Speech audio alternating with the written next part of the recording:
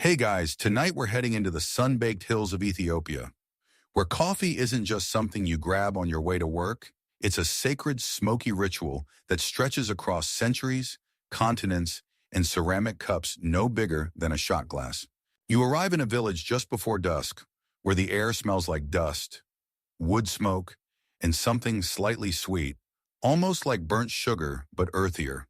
There's no Starbucks sign, no cold foam, and you definitely can't order anything with oat milk. Instead, you're stepping into the world of the Ethiopian coffee ceremony, a delicate, deliberate dance of fire, water, beans, and waiting. You probably won't survive this if you're the type who microwaves day-old coffee and calls it breakfast. So, before you get comfortable, take a moment to like the video and subscribe, but only if you genuinely enjoy what I do here. And hey, drop your location and local time in the comments. I love seeing where everyone's listening from. Now dim the lights, maybe turn on a fan for that soft background hum, and let's ease into tonight's journey together. You trudge up a dusty path, the hem of your shirt sticking faintly to your back. Somewhere ahead, the gentle clinking of ceramic cups draws you like a lullaby. You round the corner of a mud brick wall and step into a courtyard, not large but lovingly swept, framed by woven mats, and a low acacia tree. In the center, a young woman crouches over a blackened charcoal stove. She doesn't look up, not yet. Her hands are busy stirring a pan of green, unroasted coffee beans. The scent hasn't quite hit full bloom yet, but something in the air is stirring.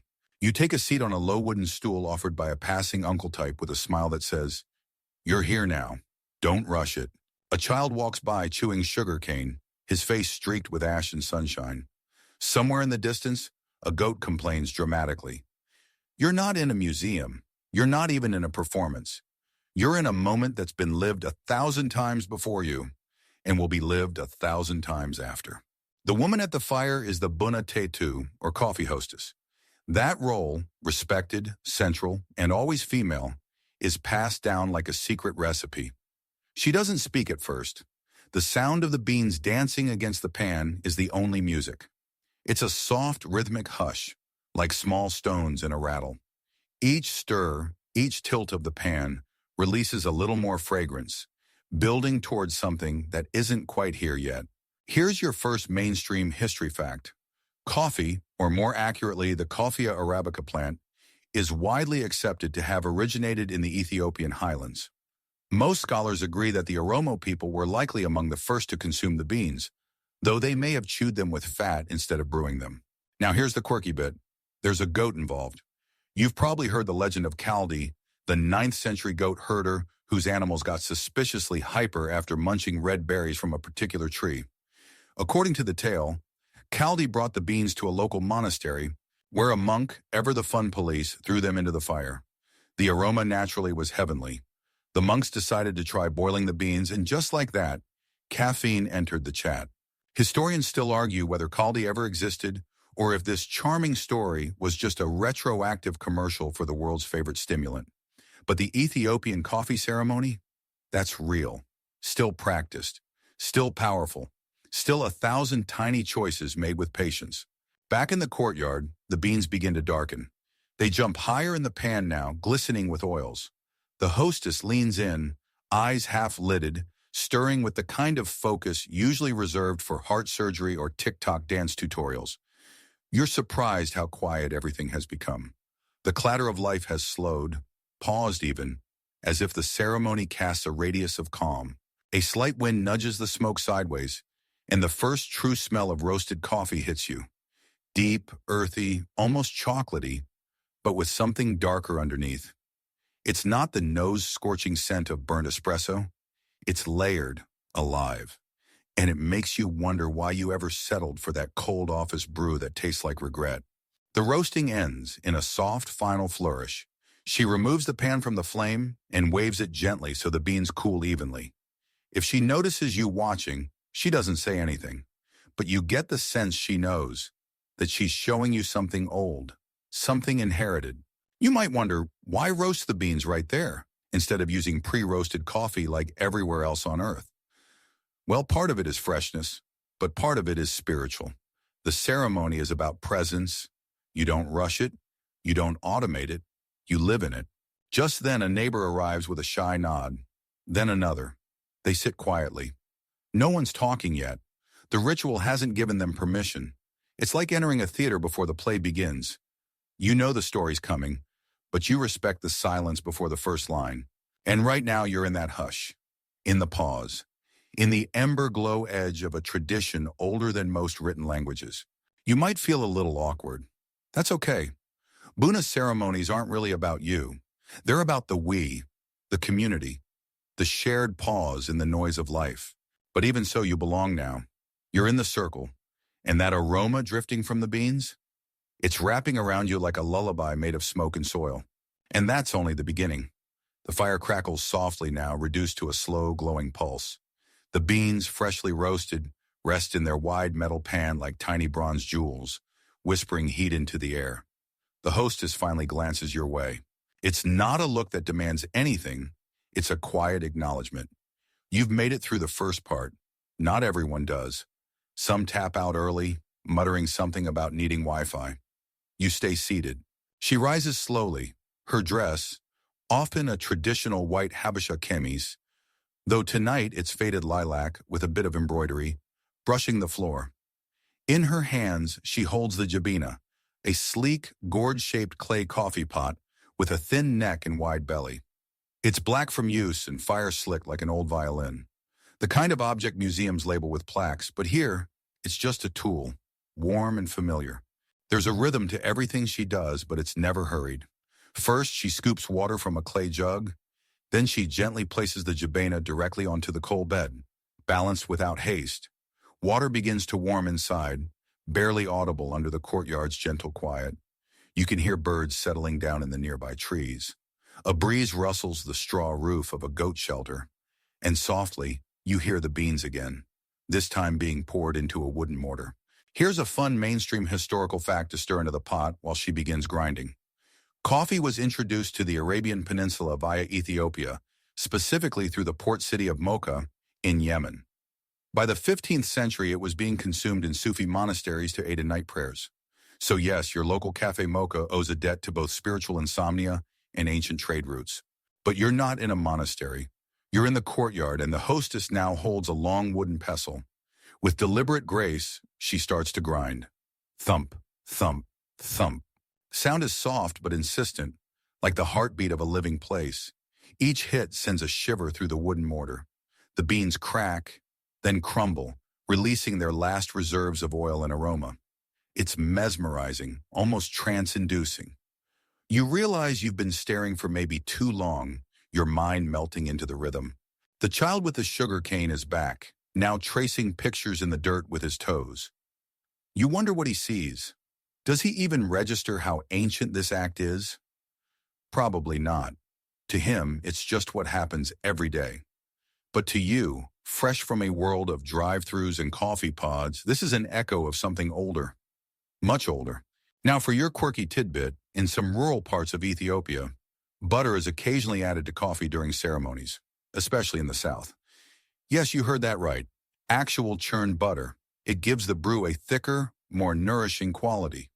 Think of it as an ancient relative of that trendy, bulletproof coffee that tech bros swear by, but without the TED Talk energy.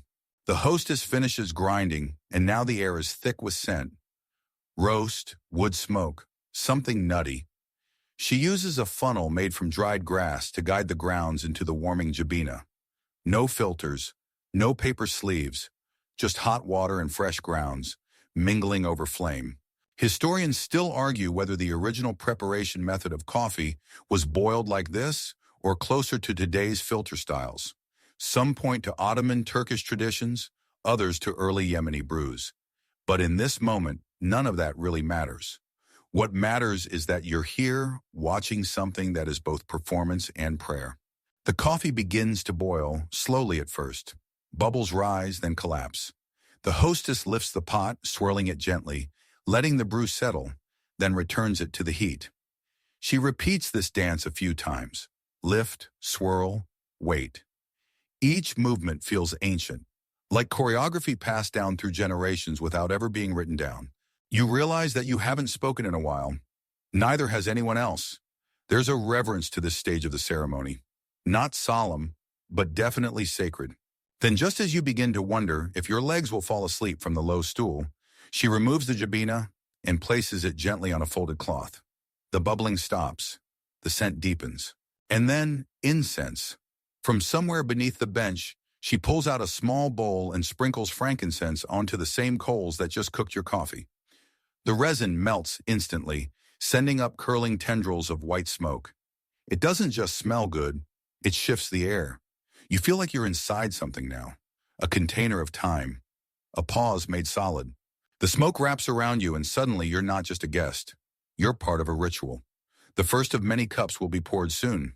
But for now, this is the prelude, the slow inhale before the sip. You close your eyes for a second, not to sleep, but to feel it better. The thump of the pestle still echoes faintly. The frankincense hovers. The jebena steams quietly, patient and unbothered. No one is in a hurry. No one is checking a phone. And for the first time in a long while, neither are you. The moment the coffee is ready to be poured feels like the hush before a violin's first note. Quiet, but charged with expectation. You sense it coming. Not from any clock, mind you. There are no alarms, no digital timers. But the air changes. That subtle cue, known only to the hostess and perhaps the breeze itself, tells everyone the brew is ready. She moves slowly, gracefully, lifting the jabina with both hands. The handleless pot is warm, hot, really, and she uses a folded cloth to cradle its base as she pours. But she doesn't rush.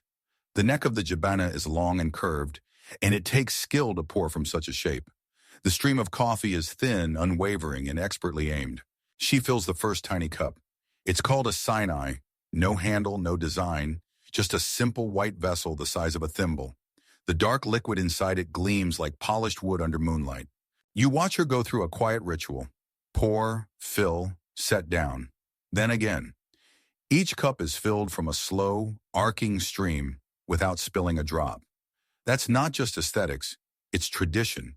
Coffee poured with haste is considered sloppy, even disrespectful. Every movement is a gesture of hospitality. You shift slightly on your low stool, your knees crack, but quietly. You're still trying to get used to the idea that nothing here is done quickly, and that's okay. Here's your mainstream historical nugget. The Ethiopian coffee ceremony isn't just a morning ritual. It's performed up to 3 times a day in many households, especially in rural areas. Morning, afternoon, and evening. Yes, even if you're already wired from the first round. In Ethiopia, the ceremony isn't just about the beverage. It's about creating space to connect, to be present, and sometimes just to exhale. Now comes the part you've been waiting for. She hands you a cup. It's warm. No sugar, no milk, just coffee. Strong, smoky, and somehow smooth despite its power. You take a sip. It's darker than you're used to, but softer too. It doesn't smack you with bitterness. It glides in like velvet, then lingers, like a memory trying to decide whether it wants to stay. She watches you take that first sip, doesn't say a word, just watches and smiles. Not approval necessarily, just acknowledgement. You've crossed the threshold. The first round is called a bowl. It's the strongest and often the most formal. It's the round of respect, the one where elders speak and younger folks listen, where guests are welcomed and intentions are read between the lines of conversation. But conversation hasn't started just yet, not in earnest. Now for your quirky detail, sometimes during the first round, a few drops are poured onto the ground, an offering to the spirits or ancestors. Not everywhere, not always, but often enough that you should be careful where you put your feet. Historians still argue whether the 3-round structure of the Buna ceremony has roots in pre-Christian or pre-Islamic ritual traditions, or whether it's simply a cultural evolution rooted in hospitality. Either way, it's more than just a coffee break. It's layered, and the more you watch, the more you see how each part serves a role. The hostess begins to pour again. The second Sinai cup goes to the elder seated across from you, then one to the neighbor with dust on his cuffs, then the giggling woman with the toddler in her lap. No one drinks alone here. Even the small child gets a cup, but it's filled with warm milk, a gesture, an inclusion. You take another sip. It's deeper now, not in flavor. It's the same brew, but in meaning. you start to understand why this ritual persists, not because of caffeine, not even because of taste, but because it makes everyone stop. The world for a moment shrinks down to this circle of warm cups and frankincense smoke. Someone coughs gently. Another adjusts his scarf. Then slowly the conversation begins. Just whispers at first. Something about a cousin's new job in the city, a bit of teasing over a neighbor's runaway goat. The words curl up around the coffee cups, like steam. You listen, not understanding every word, but catching the rhythm, the way voices rise and fall, the laughter that ripples out in gentle waves. Here the first round of coffee isn't the end, it's the invitation. You glance around and notice that there are no clocks. No one has looked at their phone. You'd swear time has slowed down, or maybe it's just stretched to fit this moment more generously. And it's not just the people who feel it, even the setting responds. The fire has burned down to a glowing bed of coals. The incense is almost spent, its final wisps curling toward a sky slowly sliding into night. The air cools just a little. A rooster crows, too early for morning, too late for noon. A child giggles in her sleep, curled against her grandmother's side. The hostess smiles again, this time knowingly. She pours another cup, her movements just as precise, just as slow. You realize you haven't said a word in half an hour, and you're not sure you want to. You take another sip, and everything softens. The soft clinking of empty cups begins to fill the air. One by one, guests cradle their sinais with both hands. Some out of custom, others because the tiny porcelain warms cold fingers. Around you, the conversation starts to pick up in quiet hums, like birdsong at dawn. Not urgent, not loud, just naturally blooming. But the hostess? She isn't done, not even close. With practiced ease, she lifts the jabina and disappears inside the low house nearby, vanishing like a magician behind a curtain of linen. You hear water splashing faintly, a kettle refilling, the scrape of something metal on clay. It's time for the second round of the ceremony, Tona. While you wait, you study the tools left behind. The mortar and pestle still sit slightly ajar, and beside them a faded woven tray holding cracked cardamom pods and a few stray coffee grounds. You brush one with your thumb, fine like beach sand and still fragrant. It smells less like Starbucks and more like firewood, time, and patience. From inside the house comes a soft rhythmic sound, scrape, scrape, scrape, followed by a burst of laughter. Someone said something funny, probably about you, don't worry. It's almost always affectionate. Here's a solid historical fact to chew on while the jabina heats again. Ethiopia is the only African country that has never been colonized. Well, technically. Italy tried in the late 19th century and again under Mussolini, but was never able to fully control the land or crush its traditions. And one of the quiet, symbolic victories of Ethiopian identity? The coffee ceremony. Even during occupation, this ritual remained defiantly untouched, practiced in homes like a whisper of resistance. Now, for your quirky cultural tidbit, in some families, younger members are taught to roast and grind beans as a coming-of-age skill, sort of like learning to drive, but slower and with fewer parking tickets. A teenager's first solo ceremony might even be a mini-event, full of giggles and way too much smoke. Historians still argue whether the rhythmic grinding of beans has roots in ancient agricultural rituals or spiritual chant rhythms. Some say it mimics the pace of old fieldwork songs. Others insist it's coincidence. But sitting here, listening to that steady scrape, it's hard not to imagine a connection between body, labor, and land. The hostess returns, carrying the jabina once more, refilled, reheated, and heavier with the second infusion. Unlike Western-style drip coffee, where new grounds mean new coffee, the Ethiopian tradition is to reuse the same batch for all 3 rounds. The strength fades with each pour, but the meaning doesn't. She sets the pot down and begins to pour again, her wrist arching slightly higher now. The stream of coffee is thinner, weaker, but it still smells divine, like roasted earth and dry leaves. She works clockwise, another unspoken rule, and refills every cup one by one. You sip, this cup is different. Not bad, just gentler. The sharp edge of the first round is gone, replaced by something mellow, rounder, like the memory of a taste rather than the taste itself. This is Tona, the round of reflection, of open chatter, of comfortable silences. Here, people loosen a bit more. You'll hear children ask questions, couples steal soft glances, and elders crack jokes that carry the weight of half a lifetime. Next to you, the sugarcane kid is back. Only now he's fallen asleep on his mother's lap. She balances her cup expertly with one hand while gently stroking his hair with the other.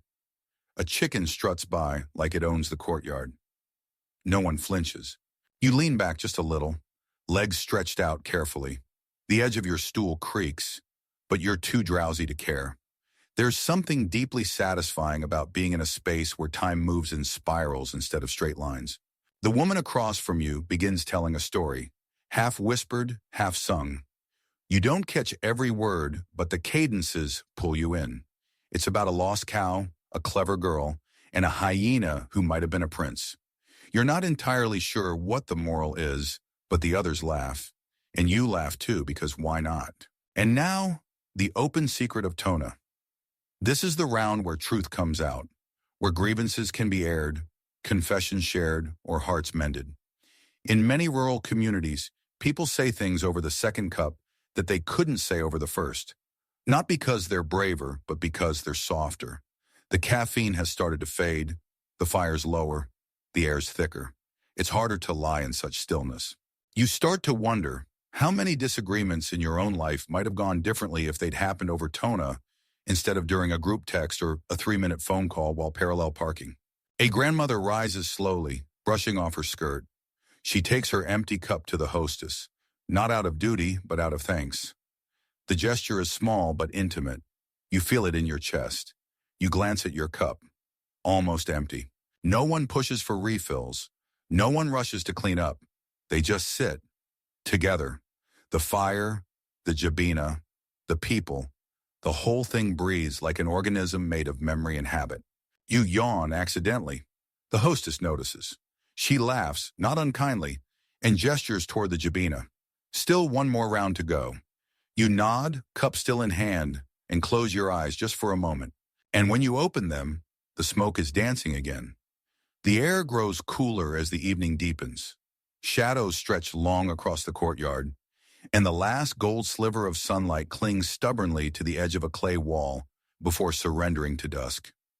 You hear it before you see it, the whisper of water returning to a boil. The third round of coffee is about to begin. You sit straighter without meaning to, your back sensing the subtle shift in the ritual's energy. You've crossed from the formal to the familiar, and now you approach the final phase, the third pour, known as baraka, which means blessing. The hostess lifts the jabina again, but this time there's a certain weight to her movement, not heaviness, just finality. This is the round that closes the circle, the last sip before everyone melts back into the folds of regular life. She pours without ceremony now, but still with care. The stream is thinner, the color of the brew paler. What you receive in your Sinai is no longer a hit of caffeine. It's more like an echo, a warm, diluted memory of the first cup. But that's the point. Baraka isn't about strength, it's about presence, about lingering, about saying, we're still here, we're still together. You take your sip, it's gentle, still warm, still complex in its way, like rainwater on stone or smoke from a candle long blown out.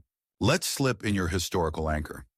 According to many scholars, the 3 rounds of the Ethiopian coffee ceremony are said to represent transformation, from life to sharing to spiritual connection. The first awakens the body, the second opens the heart, and the third stills the soul. But not everyone agrees. Historians still argue whether this triad was formalized from ancient symbolic systems, maybe linked to Orthodox Christian rites or older animist customs, or if it's just a practical way of reusing the same batch of grounds 3 times.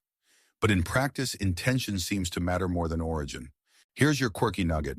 In some families, it's common for someone to accidentally spill a drop during baraka. It's a small superstition, thought to carry a wish or blessing to the spirits or sky.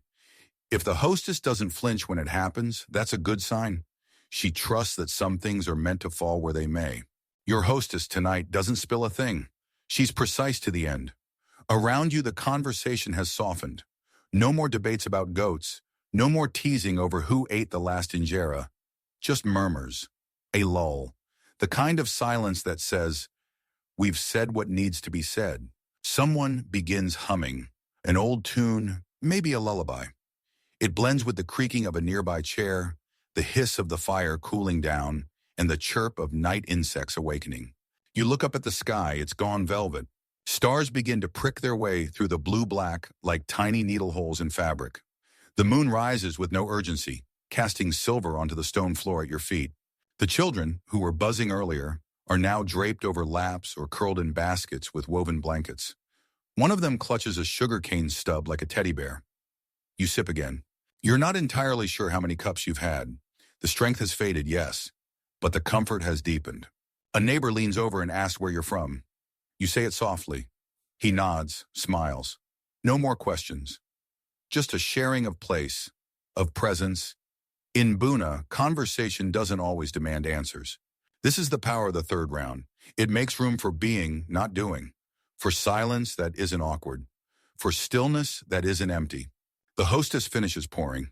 She lets the jabina rest beside the dying coals, the clay cooling now. Its service done for the night. You watch her hands for a moment. Steady, graceful, soot-smudged. You wonder how many times she's done this. 10? 100? 1,000? And how many of those times were for guests like you? Probably very few. This isn't a tourist ritual. It wasn't invented for Instagram. This is something kept, protected, something passed from grandmother to mother to daughter, without manuals or measuring spoons, just memory and rhythm and trust. You drain the last sip. The taste is faint, but it lingers. That's what Baraka is for. It's not to jolt or impress. It's the closing note, the gentle descent of a plane after a long, slow flight through human connection. Someone stands, another stretches. Slowly the circle dissolves. Not with rush, but with the kind of ease you'd find in old trees bending in the wind. Unbothered, knowing they'll gather again. You stay a moment longer. The hostess glances your way again, not smiling, not nodding, just seeing you. And in that glance, you realize something odd. You don't feel like a guest anymore. You feel like someone who's been. By now, the courtyard has settled into a hush that feels thicker than silence. It's not empty. It's full of things unsaid. The kind of quiet that comes only after time is well spent, and people have nothing left to prove. But you're still here, and so is she. The hostess gathers the used cups, one by one, rinsing them in a small tin basin just outside the circle. Not hurried, not distracted. Even cleanup is deliberate. Each cup clinks against the others like wind chimes made of memory. A soft sound that settles somewhere deep in your ribs. You start to notice something else now. The texture of the cups. The faint scratches on their sides, the tiny chips along the edges. These aren't new. These are survivors of 1,000 ceremonies. Each blemish a story. Each crack a joke retold. They've seen things. Just like the people who hold them. You shift slightly in your seat again. The woven mat under your feet rustles, and it's only then that you realize your legs are comfortably numb. Not from pain, but from stillness. How often do you sit without fidgeting for over an hour back home? Let's throw in your historical fact for the day. Ethiopia remains one of the few countries in the world where coffee is consumed almost entirely in its unprocessed, whole bean form. No pods, no instant powder. Roasting, grinding, boiling, done on the spot. Not just for taste, but for control, for connection. In urban cafes, sure, espresso machines exist. But even in cities like Addis Ababa, many families still begin the day with their own Buna ceremony. Now for your offbeat nugget. In some regions, guests are expected to fake a polite refusal before accepting the first cup. A performative hesitation, almost theatrical. Not because they don't want it, but to show humility. It's a dance of respect. You offer, they decline. You insist, they accept. It's like cultural coffee foreplay. Historians still argue whether this ritualized refusal evolved from Highland hospitality codes or was imported through trade routes from Arab customs. Either way, it's a reminder that in some parts of the world, manners mean more than speed. The incense returns, just a small piece of frankincense this time, tossed onto the last embers like a sigh. The scent curls up again, less aggressive now, almost sleepy. You inhale deeply. You don't mean to, but it feels like your body knows it needs this breath. And now for the first time all night, people start to drift. Not leave, but loosen. A man stretches his arms overhead and yawns. A toddler is bundled onto a grandmother's back with a soft cloth sling. Someone gathers the sugar cane stubs and tosses them into the fire, where they crackle for a moment like fireworks pretending to be wood. The ceremony is over, but the evening isn't. There's something about the stillness afterward that clings to you, like the final notes of a lullaby that won't quite stop ringing in your ears. And here's where it hits you. This wasn't just about the coffee. Yes, it was rich and strong and beautifully prepared, but the real gift was the interruption. This was a moment paused, intentionally, communally. In a world where most rituals are rushed, digitized, or skipped entirely, the Buna ceremony insists on staying slow. And in that slowness, you found something startling. Presence. Real, unfiltered presence. You glance around again. The fire has nearly died. The stars are fully out. The night is beginning its shift in earnest. And for once, you're not checking the time. Not because you forgot, but because it stopped mattering. The hostess folds the cloth beneath the jabina, setting it aside like a beloved instrument after a long concert. Her hands are steady, her eyes calm. You think of how many times she's done this. How many generations of women have stood beside fires like this one, grounding their families, their neighbors, their guests, in cups no bigger than a mouthful. She doesn't say goodbye. No one really does. They just nod, or smile, or gather their shawls and slip into the night like they were never here. You're not ready to move yet, so you stay seated, hands resting loosely on your knees, breathing in the last curl of frankincense like it's some kind of spell. And for a moment, you imagine bringing this home. Not the beans, not the jabina, but the pause, the refusal to rush, the gentle grace of offering something simple and expecting nothing more than a moment in return. You take that last breath, the one that feels like a goodbye and a thank you all at once, and maybe, just maybe, a beginning. You rise slowly, stretching limbs that have almost forgotten movement. The night wraps around your shoulders like a soft shawl, and for a moment you just stand there, absorbing it all. The fire, now a bed of glowing red memory, fades into the background as you follow the murmurs of conversation drifting down the alley. A few of the neighbors are still nearby, chatting in low tones, their sinews balanced expertly in their palms. One man waves you over, not with insistence but with warmth. You step closer, and without needing to ask, another cup appears in your hand. It's probably just warm water now, but the gesture matters more than the content. Tonight's not over, because what comes after the ceremony is often just as telling. You settle near them, the group now huddled loosely around a small clay brazier, still smoldering with coals. Someone throws in a pinch of dried grass and lets the smoke rise lazily into the indigo sky. They talk, not loudly, not even all at once. But there's an ease to it. Topics float like leaves on a calm stream. Someone's cousin just bought a taxi in the city. A local girl might be getting engaged to a teacher from the next village. A grandmother had a dream that she thinks means rain is coming, though no one seems to agree on whether it's literal or metaphorical. You listen. And here's what you learn very quickly. The coffee ceremony is a Trojan horse for conversation. The ritual creates a sacred pause. But what it contains is everyday life. Gossip, memory, flirtation, news, grievances dressed up as jokes. In Ethiopia, the Buna circle is where the social pulse is taken and sometimes lightly massaged back to health. Mainstream fact time. In many Ethiopian communities, decisions aren't made in government buildings or boardrooms, but over coffee. Elders settle disputes during ceremonies. Family matters are negotiated sip by sip. Even major social shifts, like how to divide land or settle inheritance, might begin with, let's sit for Buna. Quirky detail? Some ceremonies include not one but 3 fires. One to roast the beans, one to boil the coffee, and one just for the incense because scent, like sound, is a layer of presence. It's said that when the frankincense swirls just right, it signals that the ancestors are near, leaning close, maybe even listening in. Historians still argue whether the conversational nature of the ceremony evolved as a survival mechanism during periods of conflict, when public gatherings were watched, but private homes were sacred. Some suggest it goes further back, to when community cohesion meant survival itself. Either way, the result is this: A coffee ceremony isn't complete without talk. One man leans in, his elbow brushing yours. He tells a story about a relative who tried to open a cafe in Italy and refused to serve anything other than Ethiopian roast. No espresso, no cappuccino, only Jabana style. It lasted 4 months. Everyone chuckles softly. Another older woman recalls her first ceremony as hostess. She was 14, so nervous she dropped the jabina, and it cracked right in half. The ancestors didn't show up that day, she jokes. They were embarrassed. Everyone laughs. Even the stars seem to shimmer more brightly. It strikes you, gently but firmly, that the coffee is just the invitation. What happens during is what matters. And what happens is this: humans being human.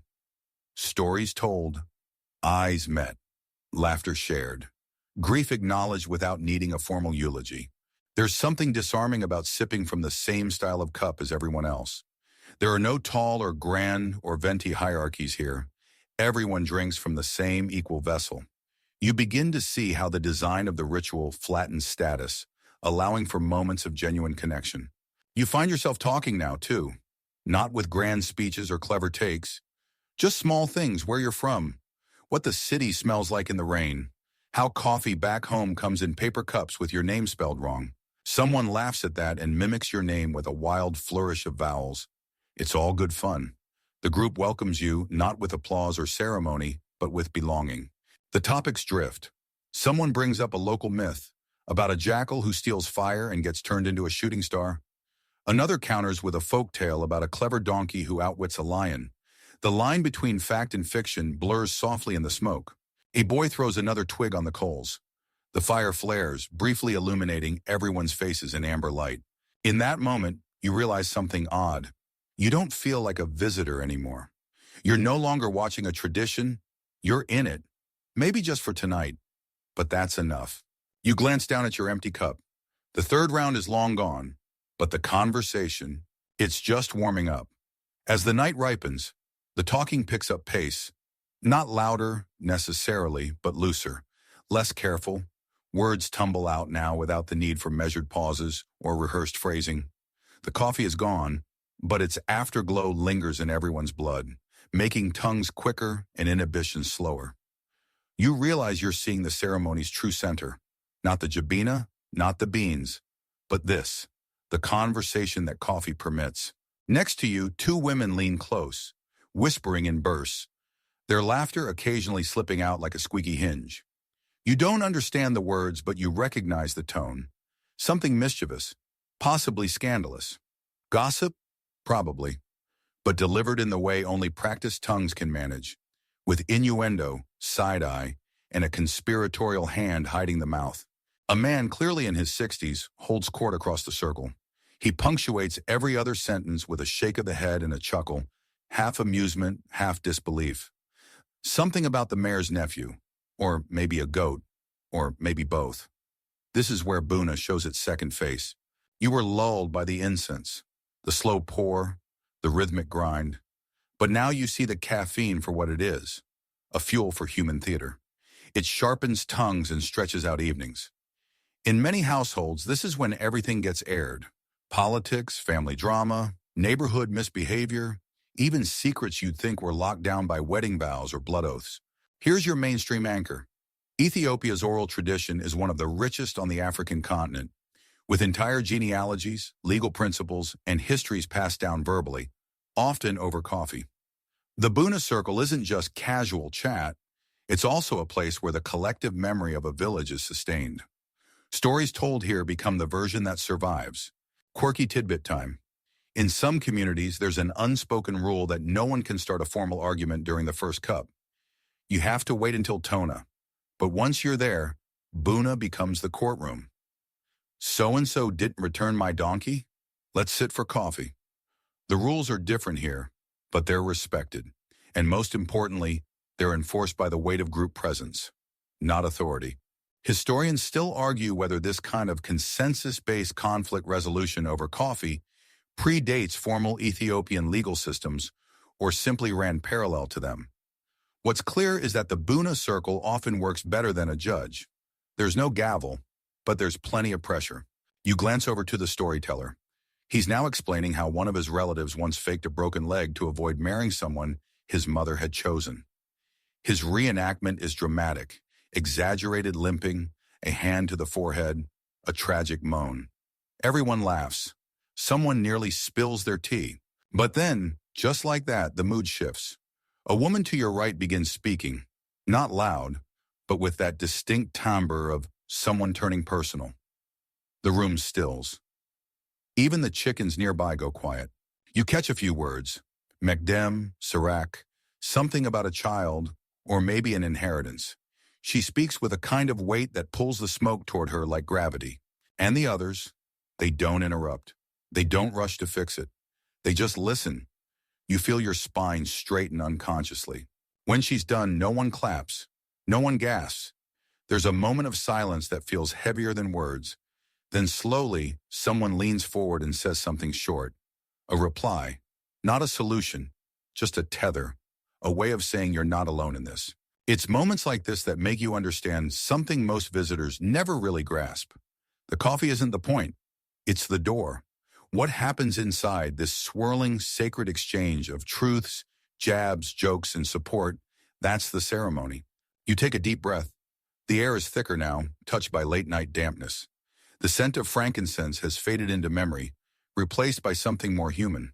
Sweat, breath, wood smoke, and the faint smell of earth when it cools. Another story begins, lighter this time. A child who sold his shoes to buy candy. The crowd giggles again. Laughter returns. The wheel keeps spinning. You look around and realize everyone's still here. No one snuck out. No one peeled off early, citing work in the morning or an early appointment. No one is scrolling. They are here, and so are you. No other place to be. No signal needed, no multitasking required. You settle further into your seat, arms loose, head tilted back slightly. Overhead, the stars have multiplied, dense and clustered, like the heavens have leaned a little closer to eavesdrop. You smile because maybe they have. The smoke has changed. You've smelled incense before. Maybe at a store trying too hard to be spiritual, or at a yoga class that went full healing aura. But this is different. In Ethiopian coffee ceremonies, burning frankincense, or etan, is traditional, but it's never just about fragrance. Some say the smoke carries prayers upward. Others believe it creates a shield, a spiritual force field to keep the gathering free of jealous eyes, gossiping tongues, or the energy of those who might wish you harm. Mainstream historians will confirm that frankincense has been part of Ethiopian trade and ritual for millennia. It was one of the prized exports of the Aksumite Empire and remains embedded in Ethiopian Orthodox Christian rites. But outside of temples and churches, it's still alive here, in this modest home, on a dirt floor, among neighbors sipping from tiny cups. There's an older woman near the wall who murmurs something into her cup and taps the rim twice. You don't ask what it means. Not everything is yours to know tonight. Some customs are like that, seen but not explained, shared but not dissected. Quirky tidbit time.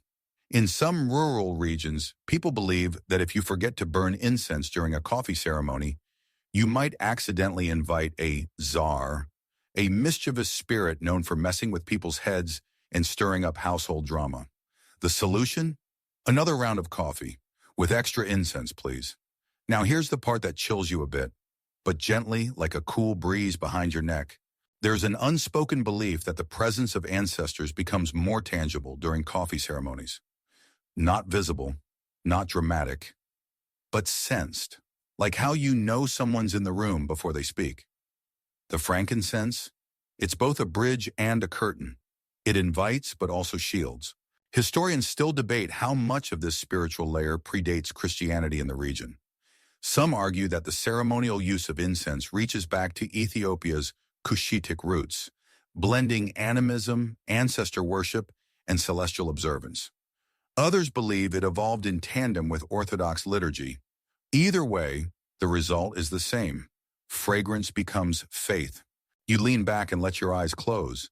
Not to sleep, not yet, but just to let the moment steep. Behind your lids, you see orange light. You hear the gentle clink of cups. You smell fire and resin and dust and something else. Memory, maybe. Someone stifles a yawn, someone else stretches. There's less talking now, but more presence. The room breathes together. The smoke keeps rising. More smoke, more space, more hush. And something, just on the edge of hearing, soft and ancient, smiling through the veil. The third cup hasn't even hit the table when it happens. A sharp, bleeding meh echoes from outside, shattering the hush like a dropped glass. Every head in the room turns, except for one elderly man in the corner who simply chuckles and says something too fast for you to catch. A moment later, a goat clatters into view. Yes, an actual goat. It trots across the doorway like it owns the place, pauses, sniffs the air, and then casually exits stage left. No one chases it. No one gasps. You're the only one blinking like you've just seen a UFO. Then, as if summoned by the chaos, a toddler bursts into the room, barefoot, half-dressed, dragging a battered tin cup and giggling like a mad scientist. She makes a beeline for the incense burner, is intercepted by her older brother, and they both collapse in a heap of tangled limbs and squeals near your ankles. Welcome to the part of the coffee ceremony that most travel documentaries politely skip over. The interruptions. Because while the ritual has a rhythm, Ethiopia has never promised neatness. The beauty of the coffee ceremony isn't in its perfection, it's in its adaptability, its resilience. The way it folds life into itself, like sugar into a strong brew. You're still holding your cup, now lukewarm, and the host refills it with a wink and a shrug, as if to say, yes, the goat belongs here too. Mainstream historians might tell you the ceremony is a symbol of hospitality, continuity, and cultural identity. All true, but they may not mention that it's also where life crashes the party. Chickens darting between legs, radios playing 2 rooms away, arguments in the street, kids knocking over the incense burner and then blaming the dog. And the most miraculous part, no one minds. There's a flow to it, a kind of practiced chaos that you're starting to appreciate. The interruptions don't break the ceremony. They're folded into it, like a jazz solo in the middle of a steady groove. Everyone adjusts. Everyone keeps sipping. There's a neighbor now standing by the doorframe. You didn't see her arrive, but there she is, arms crossed, quietly watching the scene. Someone hands her a cup without a word, and she nods, takes a sip, and leans against the frame. She isn't late. She's simply on coffee time, which bends for no clock in all moods. Here's a quirky historical tidbit for you. In some parts of Ethiopia, especially in the highlands, there's an old saying, if you boil coffee alone, the hyena will drink it. It's a reminder that coffee isn't meant to be solitary. The very act of brewing it invites others in. Even the ones who show up unannounced, even the ones who spill things. The ceremony in its purest form isn't a performance. It's a canvas for the everyday. If the jabina cracks, or the fire goes out, or a child decides the coffee mat is a racetrack, so be it. The ritual absorbs all of it. Like dark liquid in porous earth, it just seeps deeper. Historians still argue whether the ceremony was always this informal, or whether its looseness evolved as households became less rigid in their rituals. Some claim the ceremony was once more priestly, more structured, like mass in miniature. Others say it's always been elastic, a vessel, not a mold. Either way, you get the sense that the magic doesn't lie in the strictness. It lies in the return. In the way people come back to the mat, the cups, the smoke, again and again, no matter what else life throws in their path, or through their open doorway. The toddler now has a spoon. She's banging it rhythmically on a plate and laughing hysterically. No one stops her. The host pours another round. The neighbor sighs and finally joins the circle properly. The incense smolders with no hurry. The goat? Long gone. Or maybe watching from somewhere just out of view. You shift your legs a bit, and someone drapes a woven shawl over your shoulders. You hadn't realized the night air had crept in until the cloth touched your skin. It smells of wood smoke and flowers. The shawl, the clinking cups, the rattle of a distant cart down the road. It all begins to blend into a lullaby of sorts. A lullaby with no words, no melody, just this. And for a fleeting moment, you understand something without needing to explain it to yourself. The interruptions aren't noise. They're heartbeat. You take another sip, still warm, and lean back. The toddler now wants to feed you an invisible spoonful of soup. You accept with grave ceremony. She beams. And just like that, the sacred resumes. You glance across the circle, and that's when you notice it. A boy and a girl, maybe in their late teens, sitting unusually close, not touching, not speaking, but their cups tilt toward each other, their knees almost brushing, and every now and then, they glance up at the same moment, then quickly look away. It's barely noticeable, like steam off a cooling pot, and yet everyone sees it. You're witnessing one of the subtler roles the coffee ceremony has played over centuries, not just as a social ritual, but as an unspoken language of courtship. In many Ethiopian communities, especially in more rural areas, coffee time has long served as a soft space for romance to bloom. Safely, quietly, under the watchful eye of aunties and grandmothers and gossip-hungry neighbors, a young man might linger a little longer than necessary at a neighbor's ceremony. He might offer to help roast the beans, maybe get laughed at, maybe not. A girl might offer him the first cup, a gesture not of caffeine, but of cautious interest. And all of this happens behind the cover of formality. It's clever, discreet, deliciously plausible deniability. Mainstream historians agree, coffee ceremonies historically provided rare moments of mixed-gender interaction in otherwise formal, segregated societies. It was one of the few times a young woman might sit beside a young man, both supervised and shielded by the weight of tradition. But here's a fringe tidbit for you. In some villages, there was once a custom of intentionally messing up the pouring of the second round, just enough to spill a few drops in someone's direction. A clumsy accident or a signal. Some say it meant, "I noticed you." Others claim it meant, "Ask my mother first." Scholars don't agree on the exact decoding. Frankly, the locals don't either. Still, in this particular room, with this particular couple, the air seems thick with it, unsaid things. The girl lifts her cup and blows gently across the surface. The boy watches. You almost want to lean over and nudge them together, but the aunt seated beside them is already doing all that, with a single raised eyebrow and an almost imperceptible smirk. She's 2 sips ahead of everyone. You're reminded again how these ceremonies, for all their smoky mystery, are grounded in community choreography. Every pour, every refill, every glance is loaded with meaning. One elderly man recounts a memory. He speaks slowly, with long pauses between each sentence. It's about his wife, now gone. The first time he met her was at a coffee ceremony during harvest season. She offered him the third round, baraka, and he pretended not to know what it meant. Just to see, he says, if she'd offer again the next day. She did. Historians still debate whether the romantic functions of the ceremony were universally accepted or just tolerated in certain regions. Some argue it depended on the host family. Others say it evolved during the Italian occupation, when formal gatherings became more guarded and courtship slipped behind the cover of tradition. But there's no arguing its quiet power. In Ethiopia, love doesn't always announce itself with bouquets and dramatic declarations. Sometimes it arrives in ceramic cups and silence.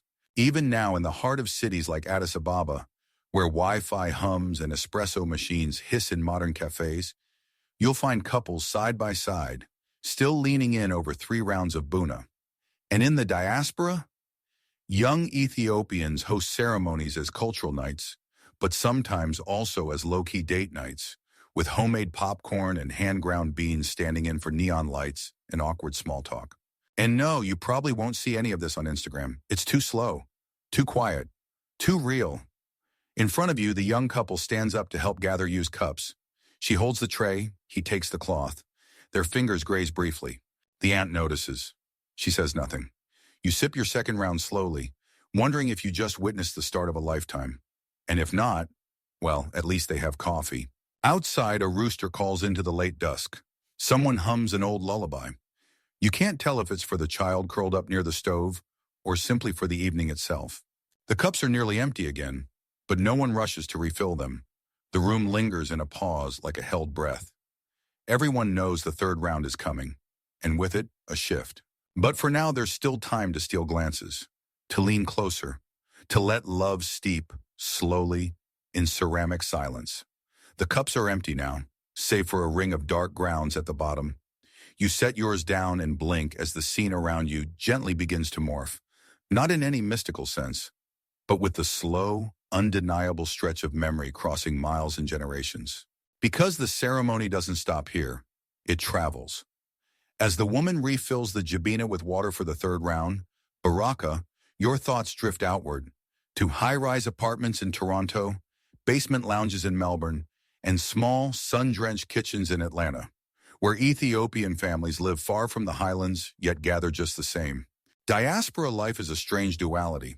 You straddle cultures, you switch languages mid-sentence, and you measure time in both hours and WhatsApp messages from back home.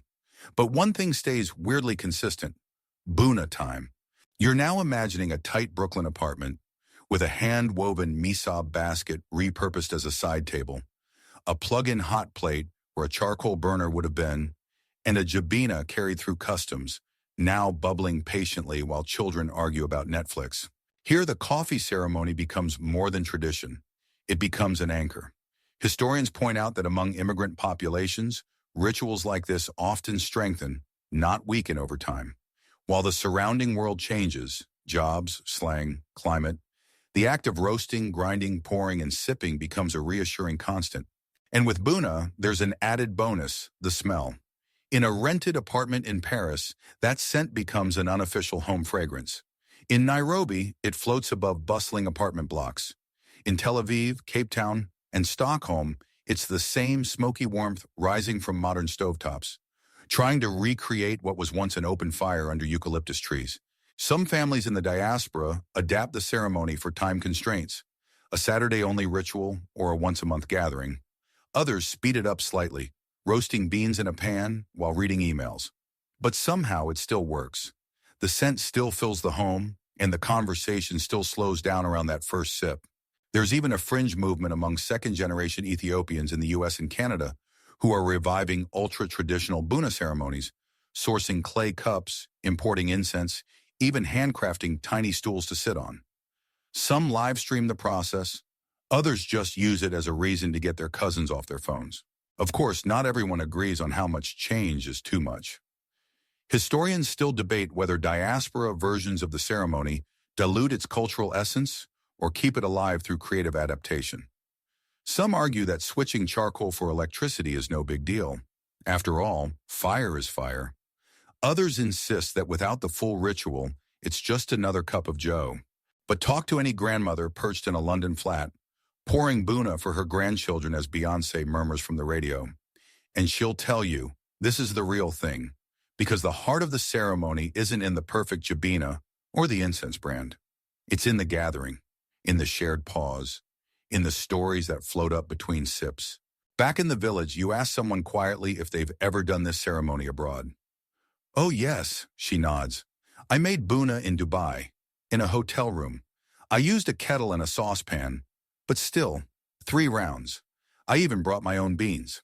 You smile. Somehow that feels more powerful than any textbook preservation of culture. Intentional imperfection. Love packed into luggage. A ritual smuggled through customs, declared only in scent. Outside, the sun is lower now. Shadows have stretched across the dirt path beyond the courtyard wall. You hear the scrape of the metal lid lifting from the jabina, one last time.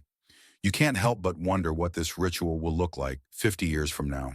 Will smart kitchens replicate the perfect heat profile of charcoal embers? Will someone design a Bluetooth-enabled jabina that notifies you when the coffee's ready? Will virtual reality gatherings recreate the ceremony for distant cousins wearing haptic suits? It's both absurd and inevitable. Culture evolves. Technology sneaks in. But perhaps, just perhaps, the part that really matters will remain unchanged. That moment when the cup touches your lips and you look around and realize you are not alone. You're part of something old, something wandering, something that always finds its way home, whether it's to a mountaintop in Tigray or a condo in San Jose. The third round is being poured now. A quiet descends. You take your cup with a strange sense of déjà vu, as if you've lived this moment before. Or maybe you will again, on a rainy afternoon in Berlin, or a late night in Nairobi, or on a jet-lagged morning in your own kitchen with incense wafting over your toaster. Traditions have a way of following us, even when we don't mean for them to. The last of the baraka slips down your throat, warm and mellow. You place the empty cup gently on the cloth, now stained with the ghost of so many pourings, and lean back slightly. The breeze has shifted. The light now falls softer, painting the courtyard in hues of amber and smoke. But before this stillness ever existed, Before diaspora apartments or Brooklyn Jabanas, there was resistance, unyielding, boiling even. Because Ethiopia's coffee ceremony has faced intrusions before and survived. You probably know this already, but in case you forgot your high school world history exam, Ethiopia was never fully colonized. Asterisk, Italy tried. In 1896, they got a bruising reply at the Battle of Adwa. Then in 1936, Mussolini's forces invaded again and held the country for 5 years until they were forced out in 1941. It was brutal, filled with gas attacks, executions, and the arrogant assumption that they could just waltz in and rewire a nation. And yet historians agree on this curious footnote. The Italian occupation barely scratched the coffee ceremony. While infrastructure changed and roads were built, and radios introduced new sounds in the homes and huts across the highlands, people kept roasting their beans, whispering their gossip, and lighting their incense as they always had. The ceremony, it seems, was not for sale. Not to foreigners, not even to time. One theory? It was too slow to colonize. Seriously, think about it.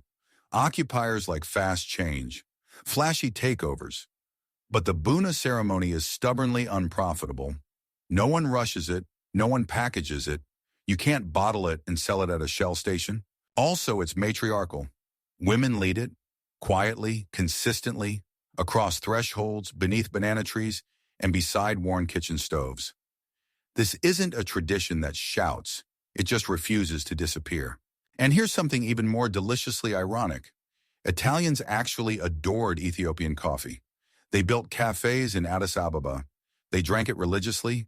They introduced espresso machines, but they never replaced the ceremony. No amount of colonial caffeine could eclipse the charm of the 3 rounds, the grind, the weight, the incense. Of course, some elements adapted. Certain families began roasting pre-dried beans rather than green ones. Ceramic cups shifted in design. Incense sometimes gave way to scented candles. But the soul of the ritual, its social heartbeat, remained intact. Anthropologists often argue that cultural rituals survive best not by freezing in time, but by flexing. Like bamboo. Bend, don't break. Ethiopia's Buna ceremony is a masterclass in that. Still, there are some debates worth brewing over. Historians still argue whether the modern popularity of commercial Ethiopian coffee blends like Yirgacheffe and Sidamo has elevated or overshadowed the deeper ceremony from which they came. On one hand, global recognition brings pride. On the other, you can now buy Ethiopian roast in Keurig pods from a gas station. That's complicated.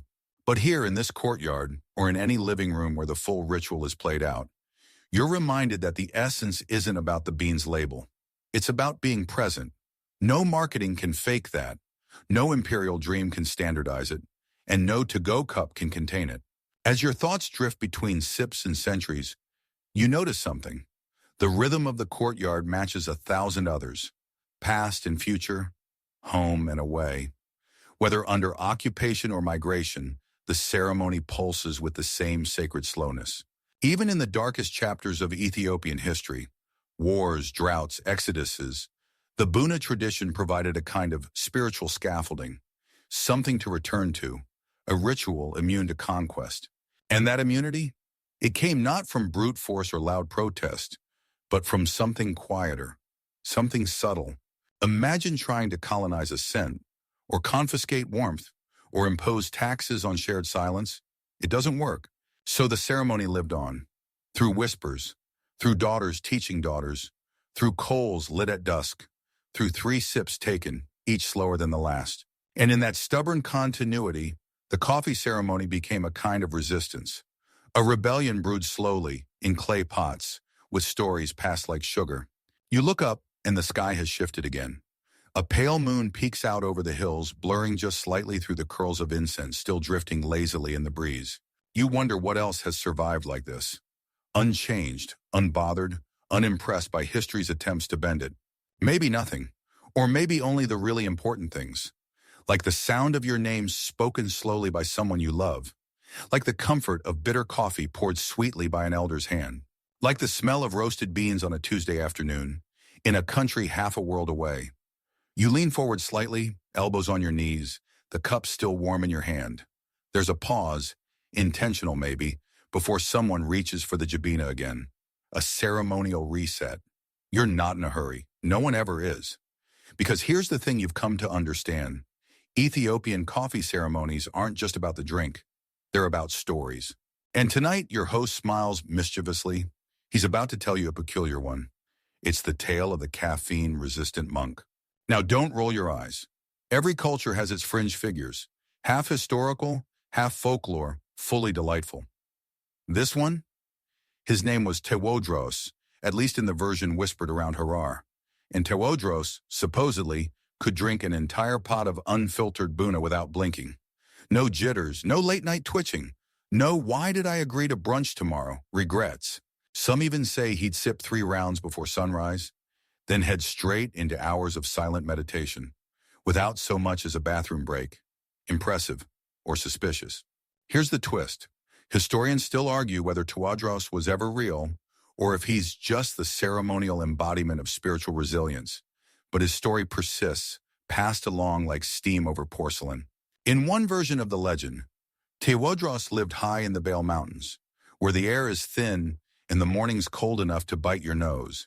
He was part of an ascetic sect, barefoot mystics who drank no wine, ate no meat, and spoke only when spoken to by the wind. His only indulgence? Coffee. But not just any coffee. He prepared it himself, roasting wild beans over juniper wood, grinding them in silence, pouring them without assistance. He believed each step aligned the soul with the divine. His students weren't allowed to taste a drop until they'd memorized full psalms and carried water from a frozen stream a mile downhill. It's said that one day a skeptical pilgrim asked him, "Does the coffee give you visions?" Tewodros just smiled and said, "No, it gives me clarity when visions arrive." Okay, maybe he said it more poetically in Ge'ez, but you get the point. Regardless of his factual existence, Tewodros represents something real. The belief that coffee, taken with care and intention, can be sacred. Not sacred like robes and incense and Gregorian chants. Sacred like breath, like presence, like the space between one heartbeat and the next. Today you can still find elders who talk about people like Tewodros with a kind of reverence. Not because they defied science or caffeine metabolism, but because they embodied the ceremony. They didn't just drink coffee, they became part of it. And if that's too mystical for you, fine. Here's a quirky tidbit to bring you back down to earth. Some villagers believe that if you drink coffee brewed by someone in a bad mood, it can curse your entire week. Mood-transmitted Java, which honestly might explain your last visit to that overpriced cafe downtown. You know the one. Others say that the first drop of coffee that spills onto the saucer is for the spirits, especially if you're brewing alone. It's a small offering, just in case someone unseen is thirsty. What's beautiful and just slightly eerie is how seriously people take these unprovable things. Like they know the line between story and belief is blurry, but they walk it anyway, barefoot, in full trust. So while Tewodros may never appear in academic textbooks or Google Scholar articles, his image lives on. In the careful way the beans are ground, the angle of the jabina when it's poured, the hush that falls over the room when the first cup is lifted. He's there in every pause, every whisper, every smile traded over bitter warmth. And maybe you've already met someone like him, the elderly woman who doesn't need to measure the beans, just listens to the sound they make in the pan. The quiet uncle who offers you coffee with no words but watches carefully as you take your first sip. The teen who rolls her eyes at the slowness, but still lights the incense because that's how Grandma did it. They're all fragments of the monk, echoes, little caffeine-resistant rebels keeping time with ancient rhythms. And maybe, just maybe, you're carrying a bit of that monk now too. Sitting here, barely moving, warmed from the inside out. Not scrolling, not rushing, not checking email or waiting for a dopamine hit from likes and mentions. You're just here, eyes heavy, thoughts wandering, body slowing down. Tewodros would be proud. The coals are almost out now, their glow barely flickering beneath the soot-blackened base of the jabina. The last of the steam curls upward in a lazy dance, as if reluctant to leave. You sit back, your cup nearly empty, your mind full. There's a weightless quiet that settles over the gathering. Not silence exactly, more like reverence, a collective exhale. as though everyone understands without speaking that this moment, this third round of Buna, is something special. This is Baraka, the final pour, the blessing cup. It's thinner than the first two rounds, softer on the tongue, almost watery compared to the rich first sip of a bowl. But that's the point. This isn't about strength, it's about gratitude. Baraka is the thank you, the gentle letting go, the long sigh after the last story's been told and the fire has turned to ash. You take a small sip. Outside, the wind has picked up, tossing dry leaves across the hard-packed earth. A faint tinkling of goat bells in the distance. Somewhere behind you, someone stifles a yawn. And you're still, not bored, not tired, just present, the way a stone rests on a riverbed, anchored and calm while time moves around it. In a world that worships speed, the Ethiopian coffee ceremony offers the radical act of slowness. Every gesture, grinding, boiling, pouring, is a reminder that some things cannot be rushed, that some stories require time to steep. It's easy to forget that, especially when you've got 6 tabs open and notifications lighting up your phone like a pinball machine. But here, now, with your fingers curled around a cooling cup, you remember. You remember that there's value in waiting. You remember that hospitality isn't a transaction, it's a posture. And you remember, perhaps most tenderly, that being welcomed is not the same as being entertained. It's deeper, quieter, like the warmth of Buna in your chest long after the last drop.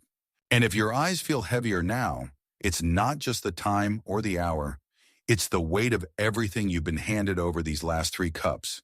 Stories, laughter, superstition, memory, aroma, ancient names, the laughter of children, the brush of a chicken wing against your ankle, the wink of an elder who sees more than you realize. All of it, folded gently into the brew. Some say that Baraka brings blessings, others say it simply signals closure. Either way, it's fitting. You don't need more. Not now.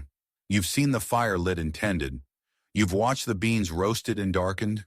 You've heard the first hiss of the boil and the final clink of ceramic on ceramic. You've witnessed the rhythm of a culture encoded in cups and smoke. Maybe next time you'll brew your own. Maybe you'll call someone over, light some incense, and whisper your own stories into the steam. Or maybe you'll just remember this, that peace can be poured slowly, sipped gently, and passed on without words. The ceremony winds down. Plates are cleared. The kettle is tipped over to cool, and still no one rushes, because leaving is its own kind of ritual. You shift your feet, stretch, smile. Someone beside you says something you don't quite catch, but it doesn't matter. The warmth is enough. Now here at the edge of the ceremony, you sit in the quiet after, the hush that follows meaning. The blessing has been poured, and it's yours now. And now as the last echoes of the ceremony fade into the quiet, your breath slows. The warmth of Buna still lingers at the back of your throat, a soft heat, like a memory that's reluctant to leave. The air feels still, hushed, as if even the night outside is pausing with you. You let your shoulders drop. Your hands rest lightly now. No need to hold anything. Your thoughts drift like smoke from the incense, curling upward, then vanishing gently into the air. No need to analyze, no need to remember every detail. You were there. That's enough. Let the room blur softly around the edges. Let the distant sounds, whether a breeze or a ceiling fan, become your new companions. Time stretches, slows. You can almost hear the last pour into the tiniest cup. You can almost feel the heat of the coals beneath the jabina, glowing one last time before sleep. There's peace in repetition, in rituals, in knowing that some things, like a shared cup of coffee, can connect generations, continents, and even your waking mind to your dreaming one. So rest now. Let your breath move in rhythm with the stories you've heard. Let your muscles go slack. Let your eyes close slowly, without resistance. You are welcome here. You are safe here. And the ceremony, even as it ends, has left something warm inside you. Let it stay. Let it carry you softly into sleep.